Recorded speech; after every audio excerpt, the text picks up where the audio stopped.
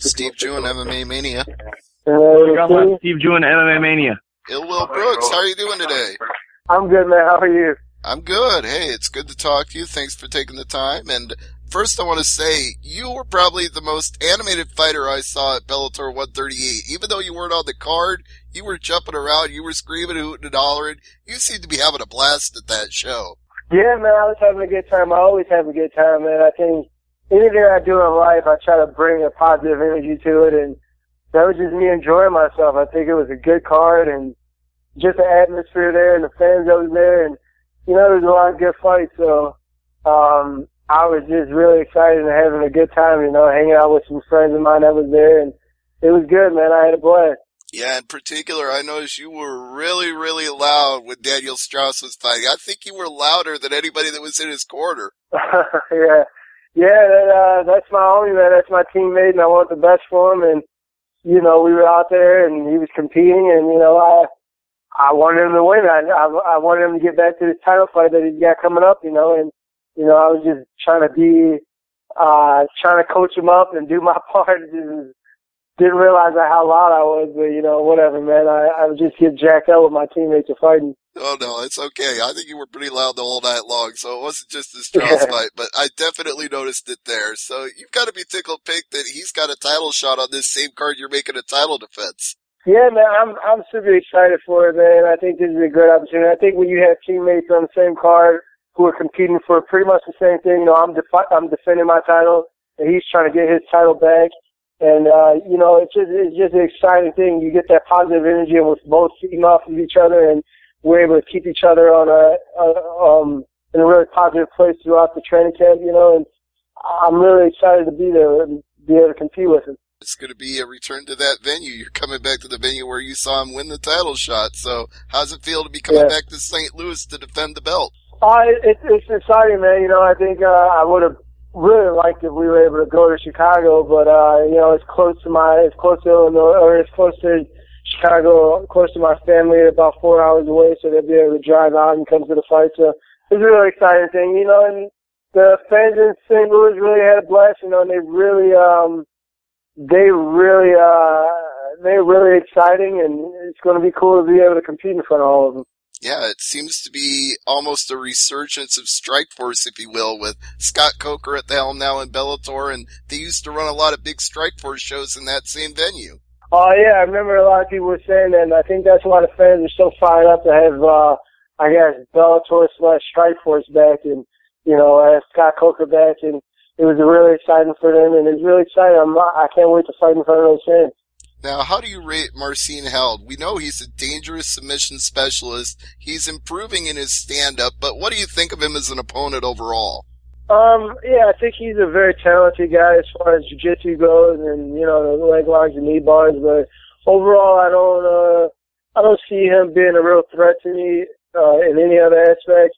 So, you know, he's a pretty one-dimensional fighter, so it just comes down to me going out there and being who I am, and that's a well-rounded, athletic, explosive, powerful fighter, and I think that's something that's going to break him. And, you know, overall I'm just really focused on, you know, making sure he's not able to take me down and get to my legs and things like that, and, you know, make him pay for every mistake that he makes, and that's pretty much where I'm at right now. So in regards to who he is and what he does, I don't know, man. It is what it is.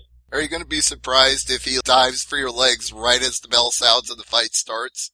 No, I wouldn't be surprised, because I don't believe he wants to punch. I don't think he wants to punch and kick and elbow. I don't think he really wants to fight.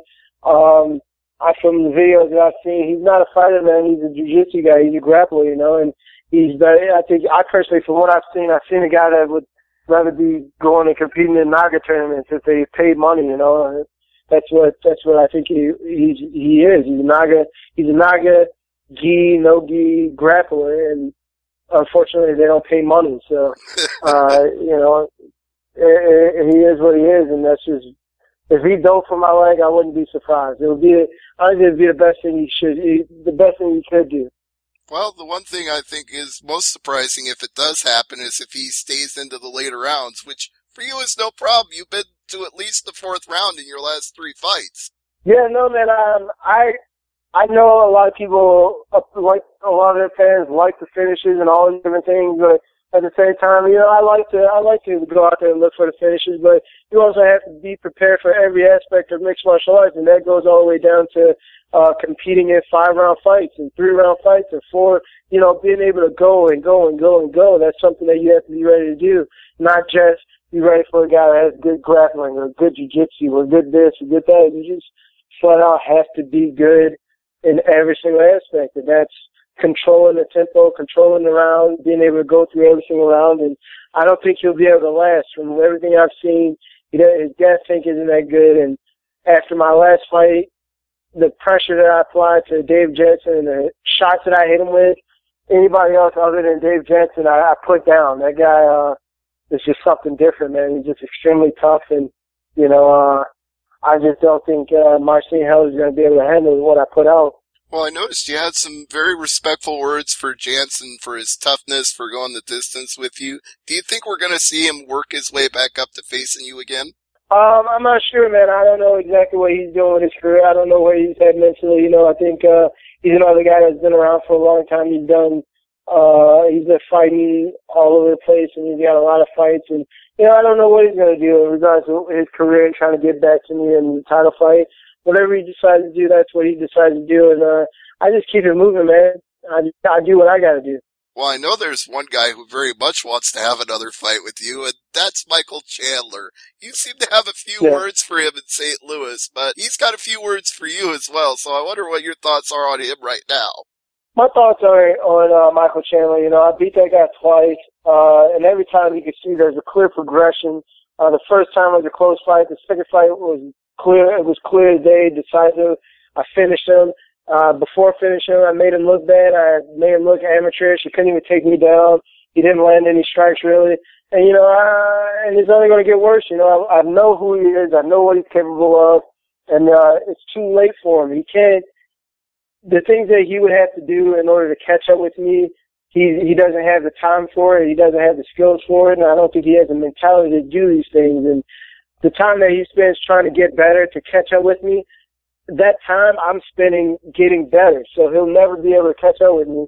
It's only going to get worse for him. Now, you used the word mentality, and that strikes a chord because that was something he said to me in my interview with him, is that he thinks that your mentality is in the wrong place because you're talking about other fighters coming into Bellator and getting more of the spotlight than you. How do you respond to that?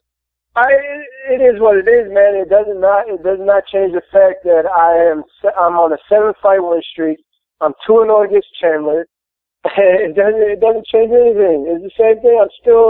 I can voice my opinions on things at the end of the day, but the thing that people don't recognize is the fact that I've been able to voice my opinions on things, and I still go out there and I take care of business at the end of the day. That's what it's all about. Being able to say how you feel about something, but still also understanding how to slow down, redirect, and still know you have to go out there and take care of business. Chandler doesn't know how to do that. He doesn't know how to, separate those two things. So he sees somebody who's doing it, and he wants to, mock it or shoot it down because he's not capable of that, but I am, so I continue to do it. Well, you may have that difference among other differences, but one thing that I think you both got in common, because you told me you were a wrestling fan, so I thought I had the scoop there. Oh, no, man. I mean, I've been, when I was younger, I was a wrestling fan and whatnot, but, as I've gotten older, I'm not the same fan that I used to be, but, I still appreciate the sport. I still respect the sport. Ric Flair is still my favorite wrestler of all time, but yeah, no, I don't follow too much wrestling. Do you think you model your personality a little bit after him? The flashiness, the confidence, the level of just assertiveness you show? A little bit, man. I think, a little bit, but at the same time, I think it's just how you have to operate in the sport. This is a brutal sport, man. This is a sport where it can't be one-sided. You can't operate in this sport and be just quiet and soft-spoken and afraid to be who you want to be. And, it's one of those things where you have to completely be sold out to who you are. And, I'm just learning who I am as a person and just being able to, put that on display for people, Just out of curiosity, since the only other Ill Will I know was a friend of Nas's who he named his record label, where did you get the name Ill Will? I got the name Ill Will from a guy that I used to train with, Kevin Swatala, at this gym, Midwest Training Center in Schaumburg, Illinois. I think it was maybe my second or third amateur fight. We were filling out paperwork, and I was actually in the process of getting my hands wrapped, and he had been calling me ill will in the gym and stuff like that, just because, you know, I'm a more athletic guy, and, you know, he saw me do some things that was just, that he hadn't, you know, hadn't seen somebody be able to do, and he was like, damn, I was ill, and he started calling me ill will, and I had him fill out this paperwork for me, and he filled in ill will, and I've been ill will ever since. It seems to have worked out for you pretty well. Fans have adopted the name, and they like it. They react to it when they hear you're on the card. Yeah, people like that name, and it's just I never really understood like how people, you know, like the reaction that I would get to it, you know, just because it was kind of one of those things that was just put out there, you know, and people really enjoyed that name, and people really got excited about it. So, you know, I just kind of I just keep it going, you know. All right. Well, speaking of keeping it going, since you seem pretty confident that things are going to go well with Marcin held on November 6th, who's next for you after that? I have no idea, man. That's up to the matchmakers of Bellator, and that's up to the other fighters, you know, the other guys who, if they really want to get to this belt, they got to put the work in to get here, you know. And it's not my job to decide on who gets the next shot. I just sit around and wait. That's fair enough, but it does seem like they might be trying to crown a couple of contenders here coming up.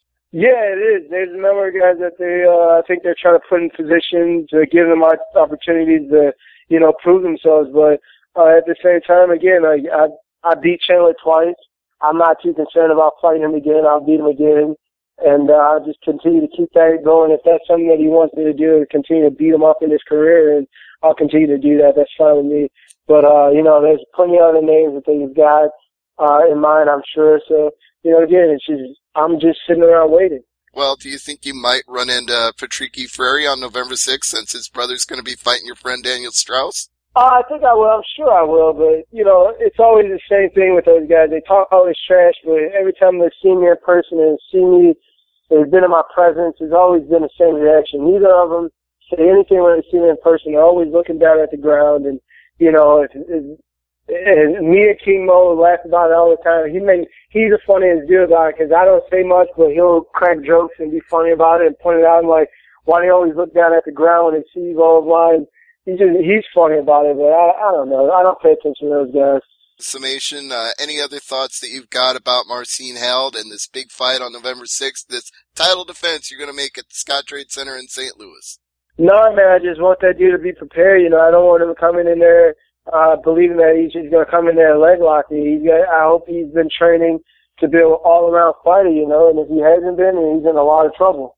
Well, we'll find out come just a couple of weeks from now. Before I let you go, I want to ask if you have any sponsors you'd like to thank, anybody you want to give a shout-out to. Yeah, I want to thank my sponsors, D-Throne. I want to thank my sponsor, Metabolic Meals, that's helped me get through this training camp by supplying me with pre-made meals that I can just pop in the oven when I get home, and Garden of Life Supplements and Protein Company. They've been supplying me with protein and supplements for 3 or 4 fights now. They've been a great sponsor. Tomahawk Shades been a great sponsor. I live in Florida. You know, the sun is always shining, so you got to protect your eyes, and they hook me up with a bunch of really cool to protect myself out here. And last but not least, Everlast. Everlast, they're hooking me up with training gear and shin guards and gloves and custom gloves and headgear and all these different things for a couple of fights now, and I really appreciate everything they've done for me. And, you know, those are, and of course, fans, friends, family, teammates, and my coaches. All right. Well, it's going to be a fantastic fight November 6th, Scott Trade Center. Anybody listening right now or reading this article on Mania, you don't want to miss it. Ill Will Brooks, thank you so much for the time. Thanks, man. Take care. You too.